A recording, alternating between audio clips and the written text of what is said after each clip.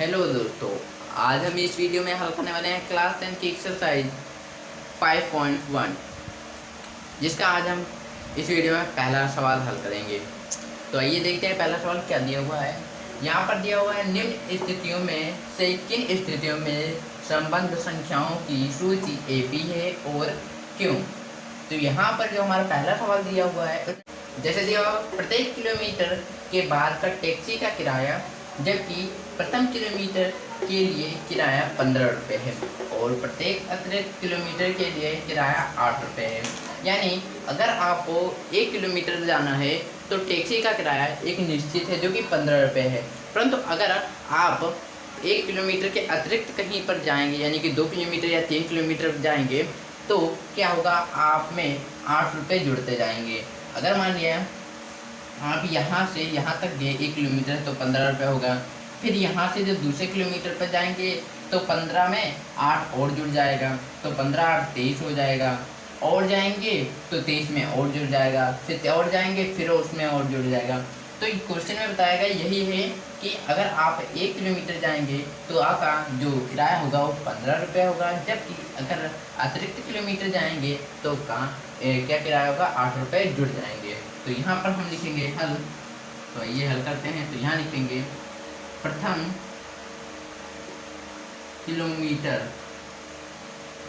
का किराया। तो प्रथम किलोमीटर का किराया हमारा कितना है, 15 रुपये। अतिरिक्त किलोमीटर के लिए अतिरिक्त किलोमीटर का किराया कितना है, 8 रुपये। तो अगर हमें यहाँ पर बताया गया कि अतिरिक्त किलोमीटर का किराया 8 रुपये है, अब पूछा गया था हमें कि सूची AP है या नहीं। तो अगर हम मान लिया पहला क्या हो गया, 15 किलोमीटर में गया, फिर उसके बाद क्या होगा, अगर हमको और 1 किलोमीटर जाना है तो कितना हो जाएगा, 15 में 8 जुड़ जाएगा, कितना हो जाएगा, 23 किलोमीटर हो जाएगा। फिर उसके बाद क्या हो जाएगा, 23 में और 8 जुड़ जाएगा, तो 23 और 8 हमारे हो जाएंगे 29 किलोमीटर। फिर उसके बाद क्या हो जाएगा, फिर अगर और जुड़ेगा तो फिर ऐसे जुड़ते जुड़ते चला जाएगा। तो इसमें आपको देखना है कि जैसे कि हमने बेसिक पढ़ाई थी, जिसकी क्लास इसकी 5 पॉइंट समांतर श्रेणी की, आप उसे पहले देख लीजिएगा, क्योंकि उसके आधार पर आप ये समझ पाएंगे। जब तक आपने बेसिक नहीं पढ़ी होगी आपको वीडियो समझ नहीं आएगा। तो जैसे हम 15 किलोमीटर पहला हो गया, दूसरा कितना 23, फिर 29। तो इसमें आप देख सकते हैं पहले में जब 8 जोड़े गए तब हुआ 23, और 23 में फिर 8 जोड़ेंगे तब होंगे 29। फिर 29 में हम क्या जोड़ देंगे, 8 जोड़ देंगे तो और भी संख्या हमारी बन जाएगी। फिर उसमें संख्या में और जोड़ देंगे तो हमारी क्या होगी, सबके बीच में कितनी की गैप है, 8, इसमें कितनी है 8, इसमें कि आगे जब होगा जो 8 जोड़ देंगे। तो यहाँ पर हमने क्या बताया था कि समांतर श्रेणी वे होती हैं जिनमें पहला पद में पहले पद के बाद एक संख्या जो जुड़े। मान लिया अगर जैसे कि 2 4 6 दिया हुआ, तो इसमें कितना जुड़ा 2, इसमें कितना जुड़ा 2। तो हमेशा जो संख्या है उनके बीच में कितना जोड़ हो, 2, जैसे जो समान संख्या का हमेशा जोड़ हो। तो इसमें कैसी संख्या है, समान संख्याएं का जोड़ है। तो अतः इसे लिख सकते हैं, अतः यह AP है। और पूछा है और क्यों, तो इसका भी जवाब होगा क्योंकि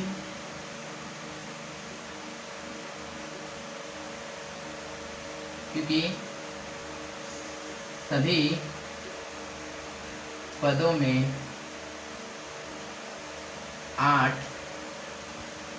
रुपये जुड़ते हैं।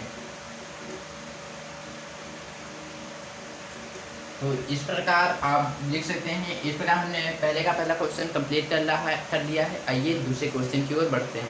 आइए अपने दूसरे सवाल को हल करते हैं।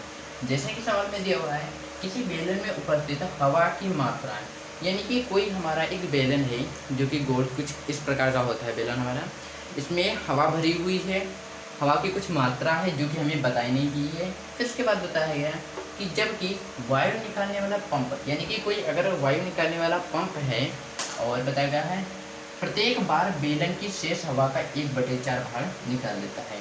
यानी कि इसमें जितनी भी हवा भरी हुई है, जो हवा, वो बेलन का निकालने वाला जो पंप है हवा निकालने वाला, वो बेलन से 1/4 भाग निकाल देता है। तो आइए हल करते हैं इसे। यहाँ पर हमें जो बेलन है उसमें हवा की मात्रा कितनी है ये हमें दी नहीं हुई है, तो हम क्या करेंगे, कोई भी एक संख्या मान लेंगे। मान लिया, यहाँ पर लिखेंगे, माना बेलन में हवा की मात्रा, आप कुछ भी रख सकते हैं, यहाँ पर हवा की मात्रा कुछ नहीं दी है, तो हम क्या करेंगे, यहाँ पर 1200 घन मीटर मान लेते हैं, 1200 घन मीटर मान लिया। और फिर क्या होता है, प्रत्येक बार लिखेंगे कितना ही हवा निकालती है, प्रत्येक बार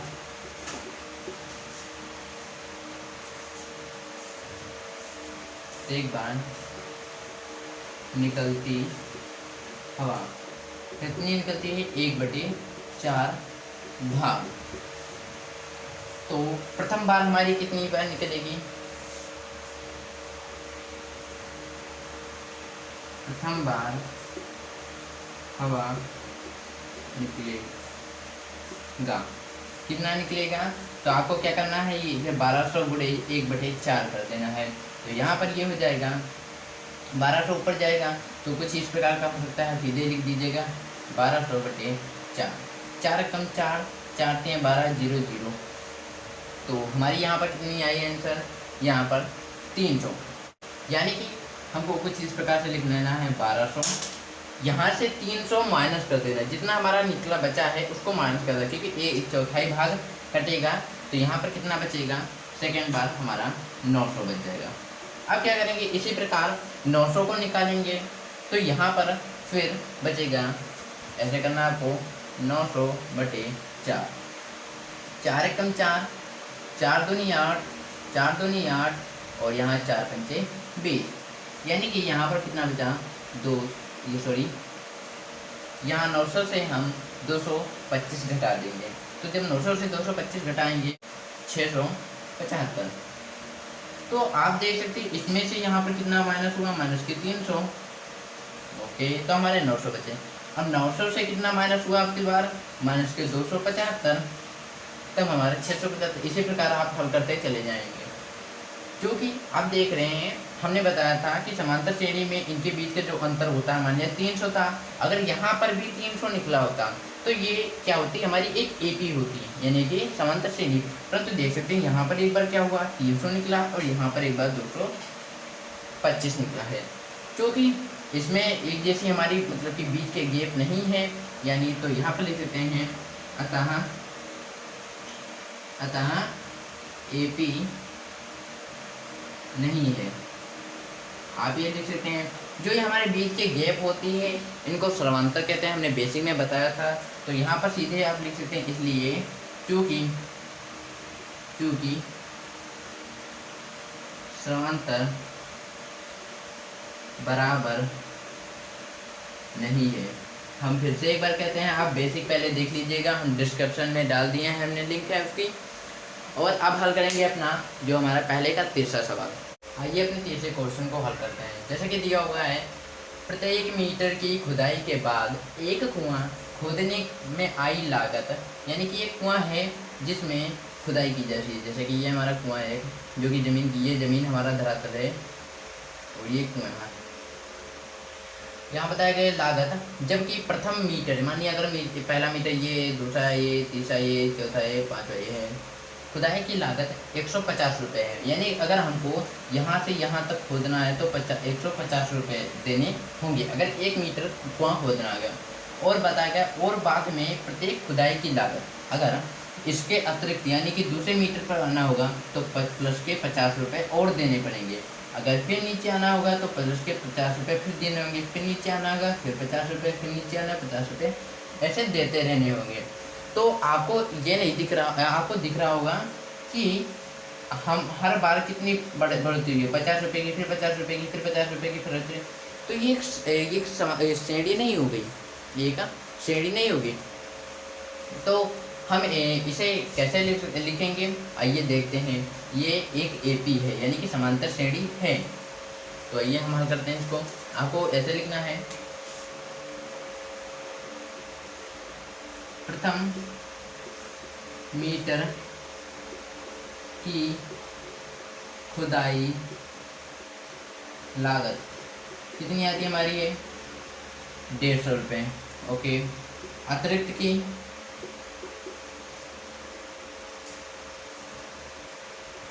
की खुदाई लागत कितनी आती है हमारी 50 रुपये आती है। अब हम जो अगर हमारी पहले मीटर की हमने क्या की खुदाई तो 150 रुपये, जब दूसरी की तो 50 रुपये और बढ़ जाते हैं।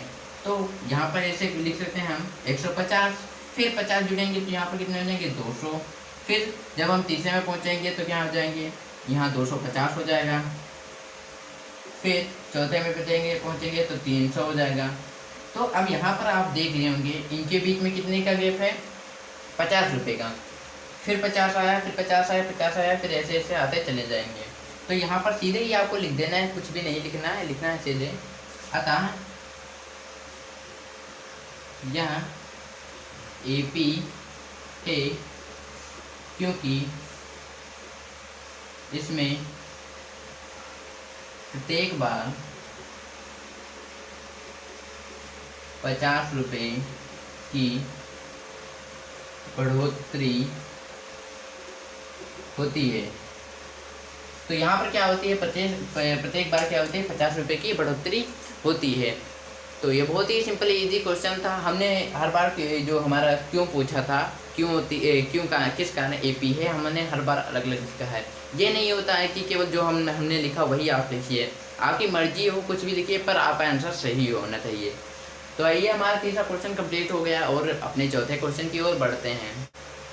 आइए हल करते हैं चौथा सवाल। जैसा कि दिया हुआ है, खाते में प्रत्येक वर्ष का मिश्रधन जबकि 10,000 रुपये की राशि 8% वार्षिक की दर से चक्रवृद्धि ब्याज पर जमा की जाती है।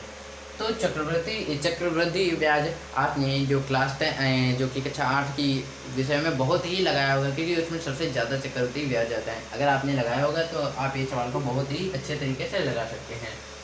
तो यहाँ पर आइए हम हल करते हैं। तो इसके लिए हमारा P क्या दिया हुआ है, P दिया हुआ है 1000, और जो हमारा यहाँ पर राशि यानी कि दर हमारी 8% दी हुई है। तो इसका सूत्र होता है हमारा ये कि पहला हमको निकालना होगा प्रथम वर्ष का, क्योंकि प्रत्येक वर्ष इसमें कितनी 8% की बढ़ोतरी होता है। चक्रवृद्धि ब्याज निकालने के बाद जितना भी हमारा मान होगा उसमें सेकंड जो दूसरे ईयर में क्या होगा उसमें फिर 8% की बढ़ जाएगा, फिर 8% बढ़ जाएगा, पर देखेंगे हमारा जो मान होगा कैसा होगा। तो आइए पहले सूत्र चक्रवृद्धि ब्याज का सूत्र होता है हमारा A बराबर P 1 + 1/100।